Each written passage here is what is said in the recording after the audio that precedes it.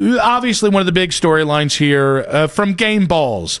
Why didn't Shedeur get one this week? To Kevin not saying Shedeur's name in press conferences. All the many ways people have been tabulating and keeping tabs in the Stefanski and Shedeur relationship. Well, today, Shedeur, in his media availability, as is customary, the starting quarterback on Wednesday, he was asked about his relationship with Kevin Stefanski. There is not, we included the questions here because there's also a follow-up that kind of adds greater context to it. Not from you, but all your supporters out there say that Kevin Stefanski was sabotaging you. So you just want to start trouble, huh? No, I want to ask you what your relationship with him is. Yeah, well, what people do outside the building isn't really in my control. It's not in my power. So you act like I go out there and tell them to do whatever. You know, that's not nothing I can control or nothing I could do. But overall, you know, I'm just happy to be here. Coach Stefanski, he's been coaching since I got here. He's been doing a very great job, you know, with everything that's going on. But what is your relationship like with him and when we don't see you guys together? Definitely like a coach. You know, he tells me what I need to do on and off the field. We've definitely grown. Our relationship and everything has grown. So I'm just thankful to be here. All right. Jeff Shedell. It was a good follow-up. Good first question, good follow-up as well there. We love a good Shedelling on the show. Well, but I thought it was important because I left wondering to myself, what do people want out of this relationship? Because if that answer is not enough for you, I don't know what will be. That's a head coach and a player relationship that they don't have to be best friends. And I think that's where I'm getting a little confused at the dynamic, or at least what people want the dynamic to be. Yeah, Shedeur should feel like this guy thought that Dillon Gabriel was a better quarterback than him. Like, that should stay in the back of your mind. Not suggesting that he thinks he's being sabotaged or anything either, but also the idea of, like, all right, they did an evaluation. That evaluation came out of 4 different quarterbacks. They thought I was the 4th best. Like, that can't be erased in 30 seconds, or at least being given an opportunity to then start a game against the Raiders and now getting a chance to start in a game against the 49ers. So I'm left wondering, Nick, like, what is this relationship that people think it's supposed to be? I mean, I think there is the textbook quarterback head coach tied at the hip kind of relationship. I think I think we have, and I know it's not fair because I guess it would be more of a myth or a cliche, but there is Matt Stafford and Jared Goff doing tequila shots in Cabo together, and that's how they formed a quarterback partnership. It is... you mean Sean McVay? Which one did I say? You said Matt Stafford and Jared Goff. Him too. But yeah, Matt Stafford and Sean McVay and Cabo together, chilling out. It's Kyle Shanahan and Brock Purdy listfully staring into each other's eye, talking about Spider 2, why banana? Like, there is a cliche out there that, sure, but as of right now, that's not where that relationship is. And the moment you go with Dillon Gabriel, I'm sorry, you're not going to have that relationship with Shedeur right off the bat. Like, that's gonna. I feel like in my interpretation is that's going to take a little bit of time. I thought Shedeur did a nice job of acknowledging the idea that, like, all right, yeah, he's like a coach to me. That's good. While also not saying anything of sorts of like, I'm happy with how this has gone, or I think that this has gone the way that I would have done it in my head, and also, oh, what a great job he's done in coaching me up and doing this, because I don't think Shedeur believes that. Yeah, I don't think Shedeur.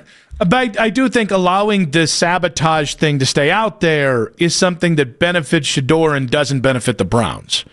So I think that it was a place to cut off a narrative that doesn't really serve any purpose for Shedeur other than people continue to put him in a victim box, which I don't think helps him either. No, that's a good point. Like, you're right. He could have easily just been like, no part of this is a sabotage. Stefanski and I are really close. He teaches me day in, day out. He could have gone that extra mile. Why do you think he didn't, though? I mean, I think it's apparent. I do think he senses the difference between what Shedeur and Dillon have gotten.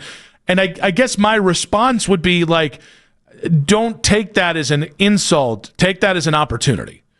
Like, take that as an opportunity to win Stefanski over, because those that, like, the NFL is full of guys like Stefanski who look at Shedeur and don't see what he can do. They look at him and think this is what he can't do. Mm-hmm. And so those are the guys to stay in the NFL for a decade or to be a starter in the NFL long term.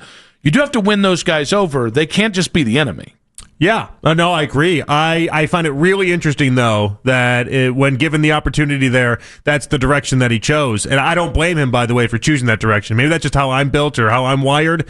Like, if I look at it like I got passed over X amount of times by somebody, you could be the person that gave me the opportunity at the end.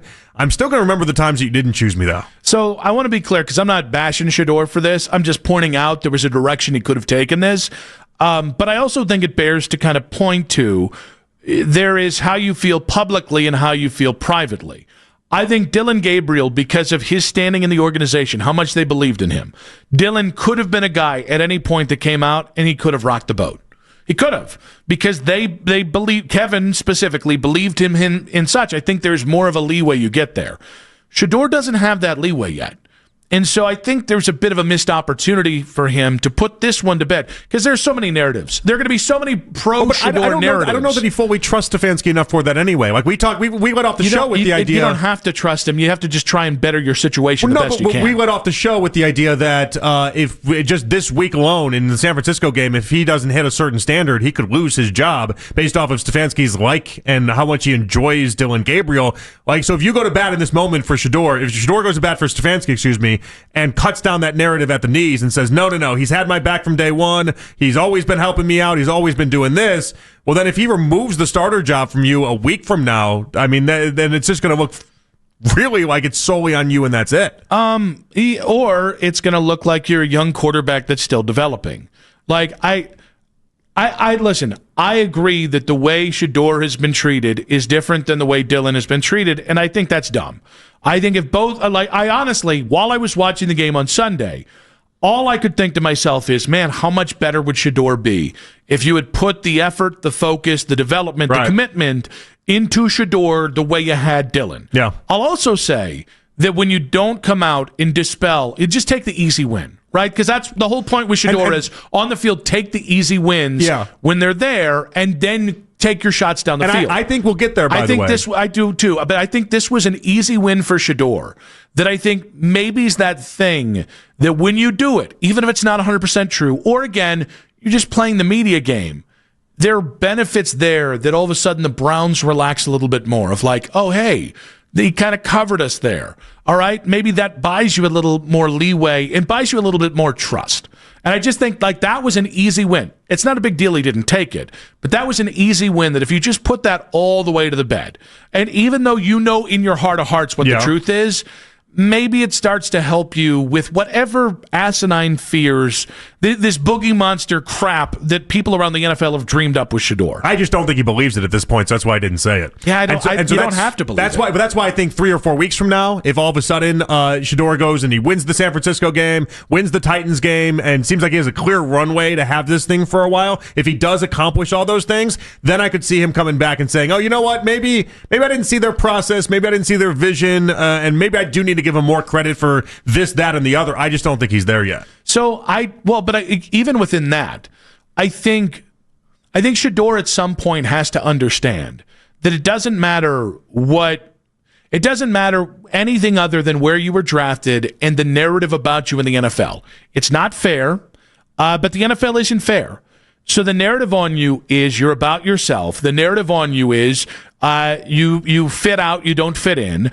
These are just some of the narratives out there. This is an opportunity. Like with Dillon. Dillon has to go outside his box to be better than he is, and he can't do it. Well, Shedeur has to conform a little bit to the box, and that's not just on the field. That's in moments like this.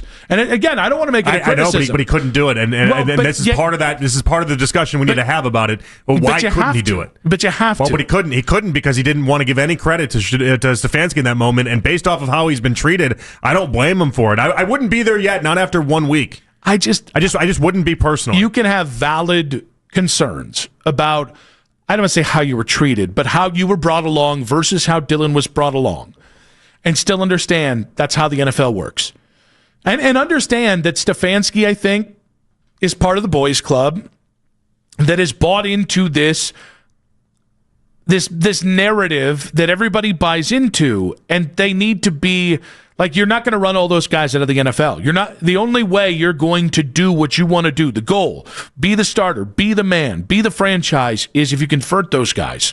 No, I get it. I get what you're saying. You convert more of them with sugar than you do. I get what you're saying. Not that this is the play the game advice, not the actual literal football game, but like in any office setting or anything like that, play the game. Kiss up to the certain people you need to kiss up to. Kiss the ring in some certain ways. Do that. I don't think Shedeur was ready for that with Stefanski because I just think there was so much there that is built up, and I do wonder if he's not going to do it now. I do wonder. I said maybe 3-4 weeks down the line, maybe he'd start doing some of that. If maybe he saw some of that more of that vision. But now thinking about it a little bit more in this discussion, I don't know that he's going to get there with Stefanski. I don't know that he will. I think that's a really interesting point. I don't either, by the way. Just so we're clear, at some point there are... Shedeur doesn't think that Stefanski made him in any sort of way. No, and nor should he, by the way. I don't think he should. He's gotten the bare minimum, and that's very... I think he looks at it like Stefanski just stumbled into this, and Stefanski should be the one that is almost, if this goes the way that it just went last week and continues to go that way, Stefanski should look at them like, hey, you saved my bacon. Well, but I also think Shedeur should understand that to learn the things he has to learn, and now we are talking back on the field, to learn the things that you have to learn, which is how to become a better pocket passer, that is where Kevin Stefanski is useful. Even if Kevin Stefanski is going to be here next year, even if there's distance between you and Stefanski, I'll be honest with you, I've worked for people I don't like. I've worked for people that I didn't trust. And every single person I've worked with is somebody I've learned something from. Yeah. Because that's the missive if you are Shedeur Sanders. Your job is not to like everybody. It's not to be best friends with everybody. It's not to believe that everyone's got your best interest in. No, it's the NFL. Very few people have your best interest. It's all about the organization or themselves in the NFL. That's how the NFL works. But a useful idiot is better than somebody who's on your side who just has no power in the game or nothing to give you. Well, and obviously, I don't think Shedeur at the end of the day wants a bunch of bobbleheads around him either. He doesn't need a bunch of yes men. He doesn't need people that are going to teach him and be brutally honest with it. I just think it was a little bit too early. But you make a good point. You're right. In that moment, he could have easily he could have taken down the narrative. He could have easily washed Stefanski's hands clean of it all. And I think it's interesting that he didn't take that opportunity.